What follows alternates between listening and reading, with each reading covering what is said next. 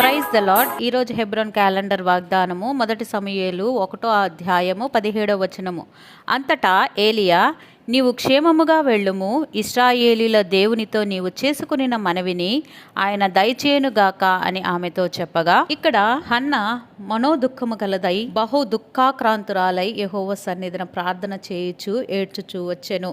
తనకున్న శ్రమను చూచి నన్ను మరొక జ్ఞాపకం చేసుకొనుమని యెహోవా సన్నిధిలో గోజారడము, తన హృదయాన్ని కుమ్మరించడము మనం చూస్తున్నాం. అయితే దైవ సేవకుడైన ఏలి తను మత్తురాలయ్యున్నదని, తనను ఎంతకాలము నువ్వు మత్తురాలవయ్యుందవు అనని ప్రశ్నించడం చూస్తున్నాం. కాబట్టి నా దుఃఖము శ్రమను మనుషులు అర్థం చేసుకోరండి.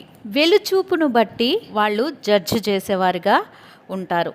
కానీ దేవుడు వెలిచూపును బట్టి జడ్జి చేయడు. కానీ ప్రభువు హృదయాంతరంగంలో ఎరిగిన దేవుడు. అప్పుడు హన్న చెప్తున్న చక్కని సమాధానము, నా ఏలినవాడా, నన్ను పనికిమాలిన దానిగా ఎంచవద్దు. నా ఆత్మను యెహోవా సన్నిధిలో, నా మనోదుఖమును యెహోవా సన్నిధిలో కుమ్మరిస్తున్నానని తను చెప్తూ వచ్చింది. యెహోవా దృష్టికి నువ్వు కృపనొందుదువుగా కానీ ఏలి నోట నుండి తను పలికించుకుంటూ వచ్చింది. తరువాత ఆ స్త్రీ తన దారిన వెళ్ళిపోయి భోజనం చేయిచు ఆ నాట నుండి దుఃఖముగా ఉండుట మానింది.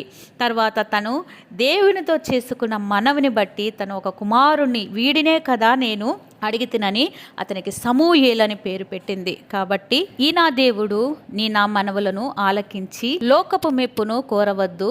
ప్రభు మన పక్షమునున్నప్పుడు, మన కార్యములు సఫలపరిచే దేవునికి మనము మొక్కుబడి చేసుకున్నప్పుడు ఆయన మన మనవులను సఫలపరచునుగాక. ఆమెన్.